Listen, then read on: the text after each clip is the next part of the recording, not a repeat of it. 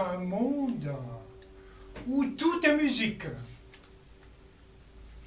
Qu'importe si nous oublions tous nos chants, qu'importe si l'un de nos instruments se brise, nous voici tombés dans un monde où tout est musique. Les rythmes et les notes de la flûte embrasent l'atmosphère. Et même si la grande harpe du monde s'enflamme, 1000 instruments cachés continueront à jouer. L'art du chant est comme l'écume de la mer. Ces mouvements gracieux naissent au cœur d'une perle, quelque part, au fond de l'océan.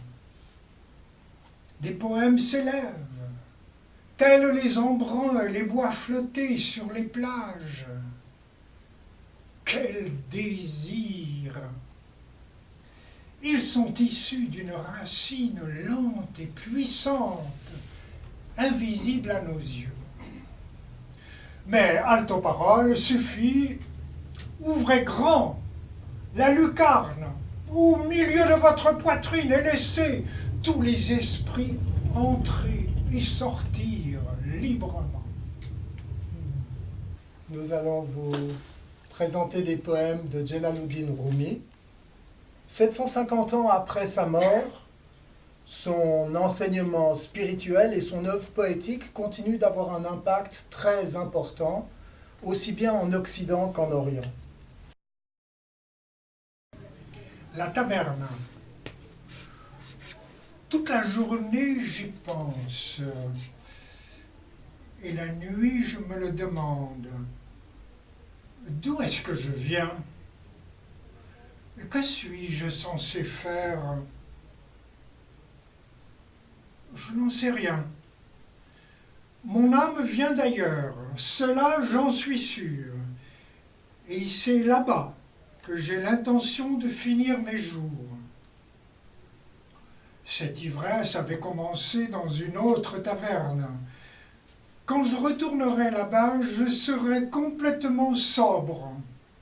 En attendant, je suis comme un oiseau venu d'un autre continent, perché dans cette volière. Le jour viendra où je m'envolerai. Mais qui donc, maintenant, entend par mes oreilles? Qui regarde à travers mes yeux? Et qu'est-ce donc que l'âme? Je n'ai de cesse de me le demander.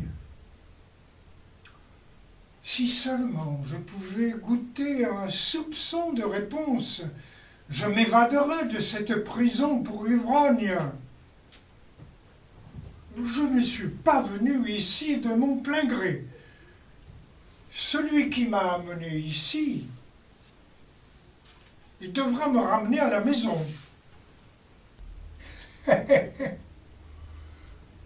Un gros baril de vin.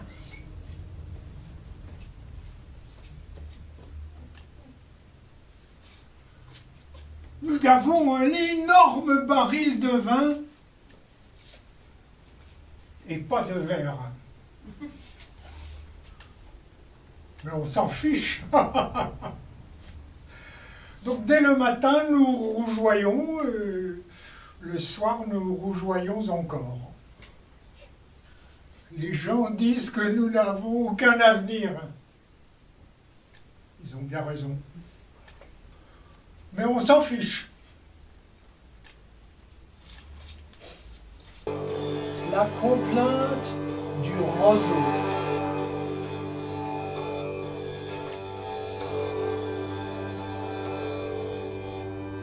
Écoutez, écoutez cette flûte de roseau chanter sa complainte, livrer son histoire de séparation. Depuis que j'ai été coupé de la roselière, mon sanglot fait pleurer hommes et femmes. Je veux que reste gravé dans ma poitrine la douleur de dire mon désir profond. Depuis que je suis coupé de mon origine, j'éprouve la soif de m'unir à la source. J'élève ma complainte auprès de toutes sortes de foules, aussi bien devant le bienheureux que le méchant. Les gens m'aiment pour ce qu'ils croient entendre dans mon chant.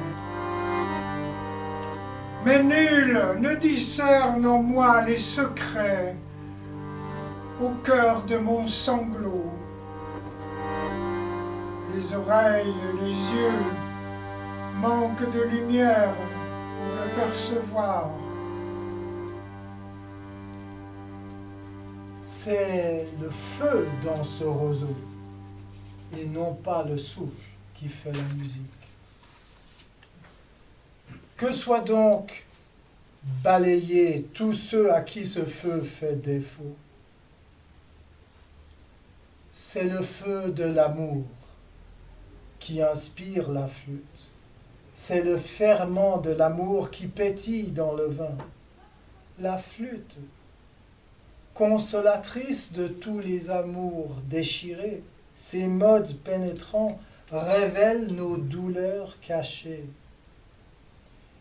Qui pourrait, comme la flûte, à la fois poison et baume, soulager, en même temps que brûler et gémir? La flûte raconte l'histoire d'une quête sanglante, la légende des folles chimères de l'amour. Seule l'extase permet d'en prendre conscience. Seule l'oreille peut comprendre la langue. L'auberge. Être un humain, c'est une sacrée auberge. Chaque matin, une nouvelle arrivée, une joie, une dépression, une mesquinerie, une bouffée de conscience momentanée survient tel un visiteur inattendu. Accueille-les tous et prends soin d'eux, même si ce sont des chagrins en foule qui d'un violent coup de balai vident ta maison de ses meubles. Qu'importe, fais honneur à chaque hôte. Peut-être fait-il de la place en toi à quelque nouvel enchantement. Les pensées sombres, la honte, la méchanceté, accueille-les en souriant sur le pas de porte et invite-les à entrer. Sois reconnaissant envers tout arrivant, car chacun t'a été envoyé comme un guide de l'au-delà.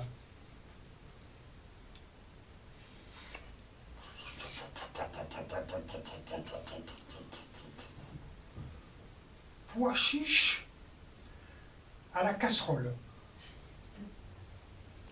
Un pois chiche en train de mijoter et sur le point de sauter hors de la casserole.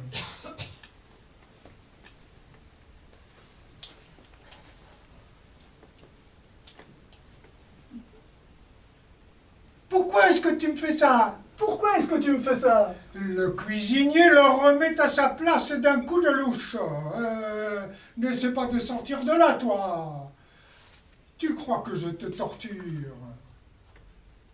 Je te donne de la saveur pour que tu te mêles au riz et aux épices et que tu insuffles joyeuse vitalité à un être humain. Rappelle-toi, quand tu buvais la pluie du jardin, c'était déjà le but. D'abord la grâce, le plaisir sexuel, puis commence à bouillonner une nouvelle vie. Et bientôt l'ami trouve quelque chose de bon à manger. À la fin, le pois chiche s'adresse au cuisinier. Fais-moi bouillir encore un peu plus et frappe-moi avec ta louche. Je ne peux pas faire ça tout seul. Je suis comme l'éléphant qui rêve des anciens jardins d'Hindoustan, au lieu d'écouter son cornac. Tu es mon cornac, tu es mon cuisinier, mon conducteur, mon chemin vers l'existence. J'aime que tu me cuisines. J'étais autrefois comme toi, tout juste sorti de terre. Et puis j'ai bouilli le temps qu'il fallait, et en profondeur, de sévères cuissons. Mon âme animale était puissante, je l'ai contrôlée par mes pratiques. J'ai bouilli encore et encore, et même bouilli bien au-delà. Et c'est ainsi que je suis devenu ton maître. Rien qu'un souffle. Oh, mes frères, qu'allez-vous faire de moi? Ni chrétien, ni juif, ni musulman, ni hindou, bouddhiste, ni zen, ni religion, ni système culturel. Je ne suis pas de l'Est, ni de l'Ouest. Je ne suis pas sorti de l'océan, ni surgi de la terre, ni naturel, ni éthéré, ni du tout composé d'éléments. Je n'existe pas, ne suis pas une entité dans ce monde ou dans le prochain, ne descends pas d'Adam ni d'Ève, ni de toute autre histoire d'origine. Ma place est sans place. Trace du sans trace. Ni corps, ni âme.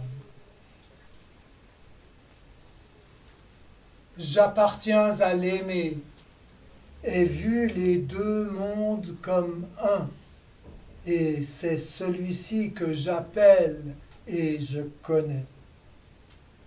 Premier, dernier, extérieur, intérieur,